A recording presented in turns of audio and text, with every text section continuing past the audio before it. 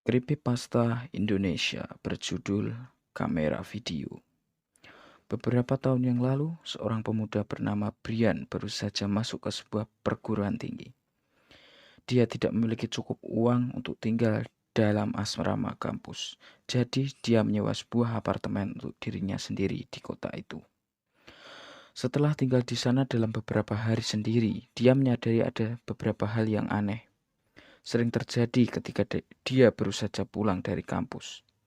Tirai kamarnya selalu tertutup, padahal dengan jelas dia mengingatnya meninggalkan tirai itu dalam keadaan terbuka pada pagi harinya. Di kesempatan lainnya, beberapa barang miliknya terlihat sudah dipindahkan, bahkan hilang, tidak pernah ditemukan. Kejadian-kejadian aneh itu mulai menakuti Brian. Jadi pemuda tersebut mulai menceritakan hal itu kepada temannya, Trisa dan Alex. Mereka bertemu di kedai terdekat dan setelah menyeruput kopi, dia mulai menceritakan semua hal yang disadarinya. Mungkin saya hanya sedang paranoid, kata Brian. Tapi saya benar-benar curiga bahwa seseorang telah merangsek masuk ke dalam apartemenku di siang hari, ketika saya masih di dalam kampus. Dan apa? Potong Alex, merubah tirai jendela dan memindahkan barang-barangmu. Siapa yang begitu gila hanya melakukan itu? Ini memang terdengar gila, tapi mungkin saja seorang sedang mengintaimu, kata Trisa. Itu mungkin saja, dan jika ini benar, saya rasa menghubungi polisi adalah jalan yang terbaik. Apa yang polisi bisa lakukan? Tanya Alex. Mereka tidak akan menghabiskan waktu hanya untuk menjaga apartemenmu.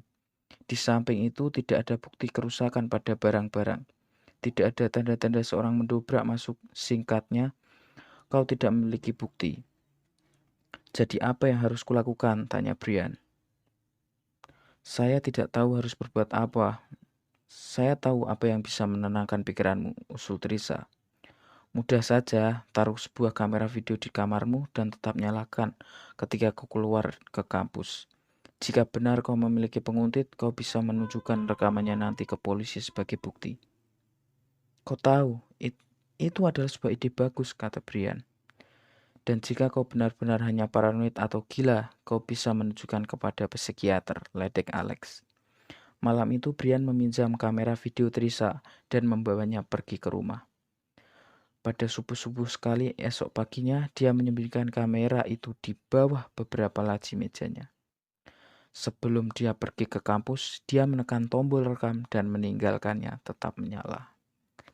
Sepanjang hari itu, ketika dia duduk dalam bangku kuliah, pemuda itu sudah melupakan tentang kamera video itu. Tapi akhirnya dia mengingatnya ketika sudah sampai di rumah dan masuk ke kamarnya. Mengambil kamera itu dari tempat persembunyiannya, dia menekan tombol berhenti, lalu mengambil ponsel dan menghubungi temannya. Hei Trisa, katanya, saya baru saja pulang, saya akan menonton videonya. Keren, kata Trisa. Jangan tutup teleponnya, beritahu saya jika kau melihat sesuatu. Dia menekan tombol play-nya dan menonton rekaman video itu dari layar kecilnya. Dia melihat dirinya berjalan meninggalkan kamarnya untuk ke kampus pada pagi hari dan menutup pintunya. Lalu, tidak ada apa-apa yang terjadi. Dia menekan tombol untuk mempercepat dan menyaksikan seluruh rekaman itu. Ruangan ini benar-benar kosong. Masih tidak apa-apa, katanya. Saya sudah bosan menunggu, timpal Trisa. Tapi acara televisi sedang buruk, jadi tidak ada yang bisa kutonton. Ya Tuhan, jerit Brian memencet tombol play secara bersamaan. Apa? Ada apa? Tanya Trisa bersemangat. Pintunya terbuka, kata Brian. Itu seorang wanita. Apa yang dilakukannya? Tanya Trisa. Hanya berdiri di sana, menutup pintu dan berjalan ke sana kemari. OMG, aneh sekali bagaimana rupa wanita itu. Saya tidak bisa melihat wajahnya, rambut panjang, hitam, tipis, dengan pakaian sobek-sobek. Kau mengenalnya? Tidak, saya tidak mengenalnya sama sekali. Dia membawa sebuah pisau. Pisau dapur yang besar. Dia berjalan melewati tempat sampah. Sekarang dia mengambil pakaianku dan merobek-robeknya. Gila. Ada apa dengannya? Dia berjalan ke kamar kecil sekarang. Dia masuk ke sana. Segera percepat. dan lihat apa yang dilakukannya lagi. Brian mempercepat layarnya dengan seksama beberapa saat, tapi ruangan itu tetap kosong. "Kau tahu apa artinya?" kata Brian. "Sekarang saya punya bukti ini dan saya bisa ke kantor polisi agar mereka menjagaku." "Saya tahu," kata Teresa. "Mereka pasti melakukan itu. Alex pasti gila kalau melihat ini. Pasti dia tidak percaya ceritamu, cuma saya yang percaya. Saya tahu kau memang teman yang baik." "Ya Tuhan, apa?" Brian menekan tombol play kembali. "Pintu depan terbuka lagi," kata Brian. "Siapa itu?" tanya Teresa. "Oh, bukan apa-apa," jawab Brian. "Itu hanya saya yang pulang dari kampus." Dia menyaksikan dirinya sendiri di layar sedang mematikan kamera. "Ayo kantor polisi sekarang," kata Teresa. "Saya akan ikut denganmu. Kita bisa menunjukkan video itu."